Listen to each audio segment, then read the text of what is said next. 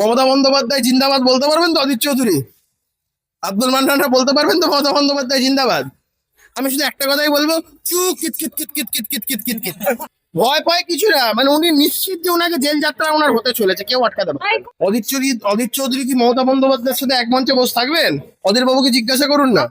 মোটামুটি ওখানে মমতা বন্দ্যোপাধ্যায় কংগ্রেস পার্টিটা গেলে যে কয়েকটুকুন লোকজন ছিল পশ্চিমবঙ্গে কংগ্রেসের, সেটাও উঠে যাবে। তারা তো ইতিমধ্যেই বলা শুরু করেছে। উনি কংগ্রেসে যাবেন, বহুজন সমাজ পার্টিতে যাবেন, আম আদমি পার্টিতে যাবেন, সমাজবাদী পার্টিতে যাবেন, রাষ্ট্রীয় জনতা দলে যাবেন, যেখানে খুশি যান না। আমাদের তাতে কি আছে?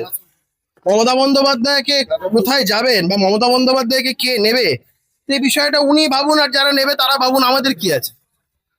মোটামুটি ওখানে মমতা বন্দ্যোপাধ্যায় কংগ্রেস পার্টিটা গেলে যে কয়েকটুকুন লোকজন ছিল পশ্চিমবঙ্গে কংগ্রেসের, সেটাও উঠে যাবে। তারা তো ইতিমধ্যেই বলা শুরু করেছে। অধীর চৌধুরী কি মমতা বন্দ্যোপাধ্যায়ের সাথে এক মঞ্চে বসে থাকবেন? অধীর বাবুকে জিজ্ঞাসা করুন না। মমতা বন্দ্যোপাধ্যায় জিন্দাবাদ বলতে পারবেন তো? অধীর চৌধুরী, আব্দুল মান্নানরা বলতে পারবেন তো মমতা বন্দ্যোপাধ্যায় জিন্দাবাদ?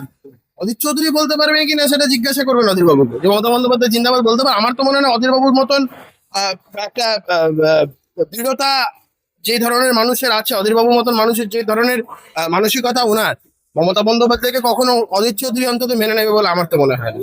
দেখুন, একটা হাইকোর্ট তো একটা নো কোয়ারশিপ মেজারের অর্ডার দিয়েছে, কিন্তু ইনভেস্টিগেশনে যদি কেউ কোঅপারেট না করে, কেউ যদি ইনভেস্টিগেশনকে বারবার করে বুড়ো আঙুল দেখায়, তো অ্যাজ পার ল ওনাকে গ্রেপ্তার করতেই পারেন, কোনো অসুবিধা নেই তাতে।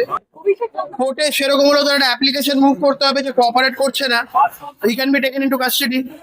হয় না, এতদিন উনি জানেন যে ভয় ভয় না, মানে এই বিষয়টা হচ্ছে উনি জানেন যে এতদিন উনার পিসির রাজত্ব ছিল, যা খুশি তাই করেছেন।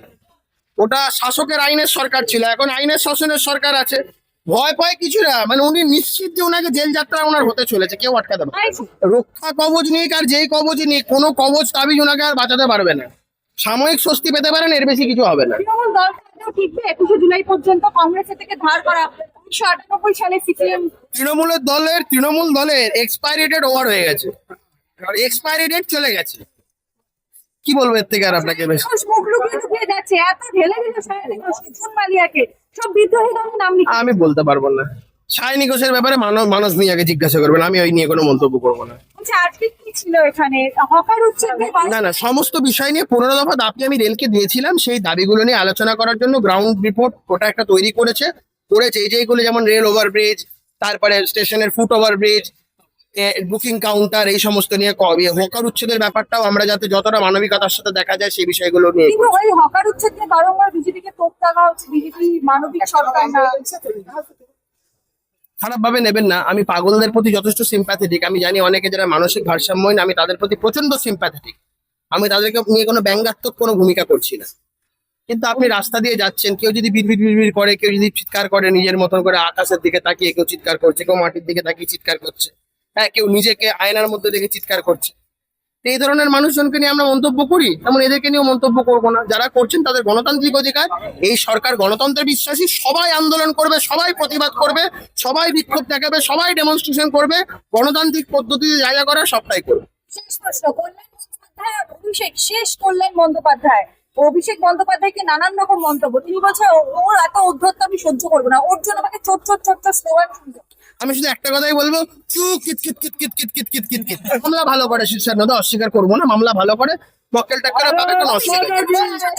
সেটা আমি কি করে জানবো? এখন অভিষেক বন্দ্যোপাধ্যায় যদি সংসার না চলে থাকে, সেরকম হলে যা ব্যবস্থা নেওয়ার সেটা নেবেন। মন দিয়ে প্র্যাকটিস করুন, শীর্ষান্নতা ভালো প্র্যাকটিস করে, ওকালতি করুন না, ভালো রোজগার হবে, কোনো অসুবিধা নেই।